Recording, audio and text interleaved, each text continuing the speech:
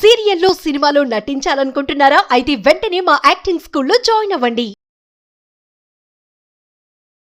నమస్తే, welcome back to Suman TV. Present మనతో పాటు ఉన్నారు senior fertility consultant Renuka madam గారు. నమస్తే మ్యామ్. నమస్తే. Madam, HPV vaccination, cervical cancer vaccination పైన ఒక చర్చ జరుగుతుంది బాగా.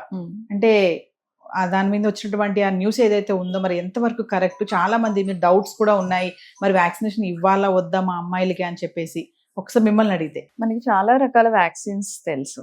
సో మరి వ్యాక్సినేషన్ అంటే మనకి ఇన్ జనరల్ ఒక viral infection like corona recent టైమ్స్లో ఉన్నది, లేదా బ్యాక్టీరియల్ ఇన్ఫెక్షన్ లైక్ టైఫాయిడ్, ఇలాంటి జబ్బులు రాకుండా ఉండటానికి ఆరు వచ్చినా దాని ఎఫెక్ట్ తక్కువగా ఉండటానికి ఇచ్చే వాటిని వ్యాక్సినేషన్స్ అంటారు.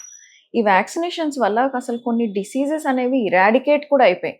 లైక్ స్మాల్ పాక్స్, ఇదివరకు స్మాల్ పాక్స్ అనేది చాలా సీరియస్ ఇష్యూ ఉండేది, చాలా డెత్స్ అయిపోయేవి, చాలా హెల్త్ ఇష్యూస్ వచ్చేవి. సో ఈ వ్యాక్సినేషన్ అనే ప్రాసెస్ వల్ల అసలు స్మాల్ పాక్స్ అనే జబ్బే లేకుండా అయిపోయింది. పోలియో అయితే మన ఇండియాలో ఇరాడికేట్ కూడా అయిపోయింది. అంటే అసలు పోలియోతో సఫర్ అయ్యే వాళ్ళు ఆ జబ్బు రావటం అనేది, దాని కాన్సిక్వెన్సెస్ వల్ల చనిపోవటం లేకపోతే ఇబ్బంది పడటం అనేది ఆల్మోస్ట్ జీరోకి వచ్చేసింది. సో వ్యాక్సినేషన్ అంత పవర్ఫుల్. అంటే ఒక వైరల్ బ్యాక్టీరియల్ ఇన్ఫెక్షన్ ని ప్రివెంట్ చేస్తుంది అనమాట. ఇది వరల్డ్ లో హెచ్పివి వ్యాక్సిన్ అనేది is the only vaccine which can prevent cancer. ఒక బ్యాక్టీరియల్ ఇన్ఫెక్షన్ వైరల్ ఇన్ఫెక్షన్ కాదు, ఒక క్యాన్సర్ ని ప్రివెంట్ చేయగలదు. యాక్చువల్ ఒకటి కాదు, మల్టిపుల్ క్యాన్సర్స్ ని ప్రివెంట్ చేయగలదు. మరి అంత మంచి వ్యాక్సిన్ ని I think we should give that advantage to each and every person. క్యాన్సర్ని ప్రివెంట్ చేయటం అనేది it's not a small thing. అందులోనూ సర్వైకల్ క్యాన్సర్ అనేది మన ఇండియాలో ద సెకండ్ కామనెస్ట్ క్యాన్సర్ ఆడవాళ్లలో. అండ్ అది ఆ సర్వైకల్ క్యాన్సర్ అనేది ఒక గైనిక్ చెకప్కి వెళ్తే కానీ వాళ్ళకి ఆ ప్రాబ్లం ఉంది అని తెలియదు. బ్రెస్ట్ క్యాన్సర్ ఇట్లాంటివి ఏంటి అని అంటే అట్లీస్ట్ తెలుస్తాయి. పెయిన్ కంటే కూడా మామూలుగా స్నానం చేసేటప్పుడు చేతికి ఏదో లంప్ లాగా తగలడము, ఏదో సిమ్టమ్ కనిపించడము, బ్రెస్ట్ నుంచి ఏదైనా డిశ్చార్జ్ రావడం అనేది తెలుస్తుంది. సర్వైకల్ క్యాన్సర్ అనేది మాత్రము బాగా ఎక్కువైన తర్వాత సిమ్టమ్స్ వచ్చి కానీ బయటపడదు, ఆర్ రెగ్యులర్గా ఏదైనా గైనకాలజీ చెకప్కి వెళ్ళినప్పుడు కానీ బయటపడదు. యూజువల్గా లేట్ స్టేజెస్లో బయటపడుతూ ఉంటుంది. అండ్ ఆ ట్రీట్మెంట్ చేయడం అనేది ఆర్ అండర్గోవడం అనేది చాలా పెయిన్ఫుల్గా ఉంటుంది, ఎందుకంటే చాలా సెన్సిటివ్ ఏరియా కాబట్టి. సో అలాంటి క్యాన్సర్ని మనం ఒక వ్యాక్సిన్ తోటి ప్రివెంట్ చేయగలము అని అంటే ఆ advantage should be spread to everyone. So ఆడవాళ్ళకి చూస్తే ఈ ఒక్క వ్యాక్సిన్ వల్ల we can prevent cervical cancer, vaginal cancer, vulval cancer అంటే లిప్స్ ఉంటాయి కదా, vulval cancer, anal cancer, plus oral నోట్లో వచ్చే క్యాన్సర్స్, హెడ్ అండ్ నెక్, ఇన్ని క్యాన్సర్స్ ప్రివెంట్ చేయొచ్చు. ఇదే వ్యాక్సిన్ అబ్బాయిలకు కూడా ఇస్తారు. అబ్బాయిల్లో scrotal cancer, penile cancer, anal cancer, same head and neck and oral cancer, ఒక్క సింగిల్ వ్యాక్సిన్ తోటి ఇన్ని క్యాన్సర్స్ ఆడవాళ్లలోనూ మగవాళ్లలోనూ ప్రివెంట్ చేయొచ్చు. సో ఇంత మంచి వ్యాక్సిన్ అది. యాక్చువల్గా ఈ క్యాన్సర్స్ అన్నీ కూడా ఒక్క సింగిల్ వైరస్ వల్ల వస్తుంది. HPV, human papilloma virus. దీంట్లో చాలా వెరైటీలు ఉంటాయి. అందులో కామన్గా క్యాన్సర్స్ కాజ్ చేసేవి 4. ఈ 4కి అగెయిన్స్ట్గా మనకి చాలా ఈజీగా మార్కెట్లో దొరికే వ్యాక్సిన్ ఉంది.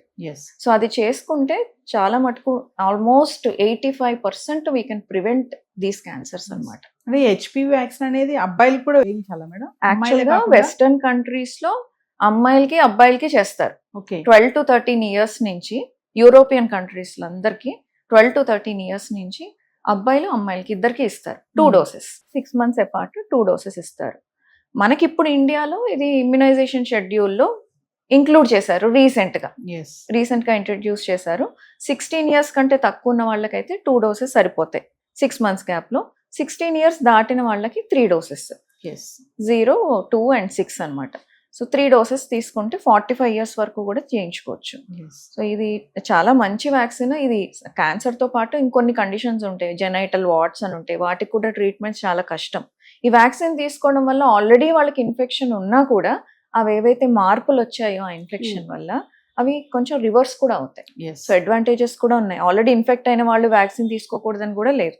ఇన్ఫెక్షన్ వచ్చిన వాళ్ళకి తీసుకున్నా కూడా దానివల్ల అడ్వాంటేజ్ ఉంటుంది. మరి ఎందుకు మేడం నెగిటివ్ కామెంట్స్ ఎందుకు వస్తున్నాయి దీనిపైన? దానివల్ల చాలా మందికి లేనిపోని డౌట్స్ వస్తున్నాయి. ఇది ఏమన్నా డేంజరా ఏంటి? ఎందుకంటే ఆల్రెడీ కరోనా టైంలో తీసుకున్నటువంటి వ్యాక్సినేషన్ కి ఇప్పుడు చాలా ఇబ్బందులు పడుతున్నారు జనాలు. హార్ట్ అటాక్స్ వస్తున్నాయి, కార్డియాక్ అరెస్ట్లు అవుతున్నాయి. అంటే కొంతమంది కామన్ గా మాట్లాడుకుంటా ఉంటారు. తెలిసి తెలియక మాట్లాడుకోవాలో మెడికల్ టర్మ్స్ తెలియని వాళ్ళు కూడా ఏంటంటే అప్పుడు వ్యాక్సినేషన్ వేయించుకున్నాం దానివల్లే ఇప్పుడు ఇలా జరుగుతున్నాయి ఇవన్నీ అని చెప్పేసి కొన్ని టాక్స్ వస్తున్నాయి. అలాగే ఇప్పుడు ఇది కూడా హెచ్పివి ఏదైతే వ్యాక్సిన్ ఉందో దాని వల్ల కూడా కొన్ని నెగిటివ్ కామెంట్స్ బాగా రావడం వల్ల కొంతమందిలో చాలా డౌట్స్ వచ్చేసాయి.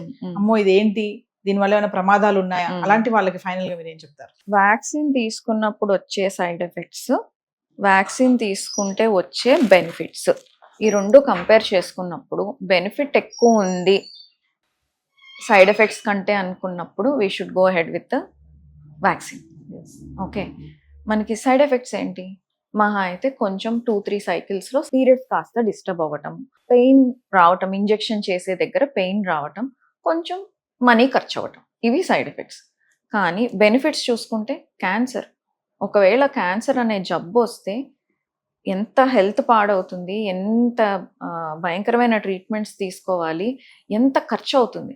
ఒక క్యాన్సర్, సర్వైకల్ క్యాన్సర్ ట్రీట్మెంట్ని చేయాలి అని అంటే ప్రైవేట్ సెక్టర్లో it will take around 10 to 15 lakhs. గవర్నమెంట్లో అయితే it is around 20,000 to 1.5 lakh ఖర్చు అవుతుంది.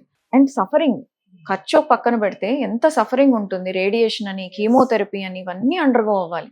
ఆ సఫరింగ్తో పోల్చుకుంటే ఈ క్యాన్సర్ తీసుకున్నప్పుడు వచ్చే టెంపరీ ఇష్యూస్, అలా అయితే పిల్లలకి వేసే వ్యాక్సిన్స్తో కూడా ఒక 2-3 రోజులు జ్వరం వస్తుంది, కాస్త వాపు వస్తుంది.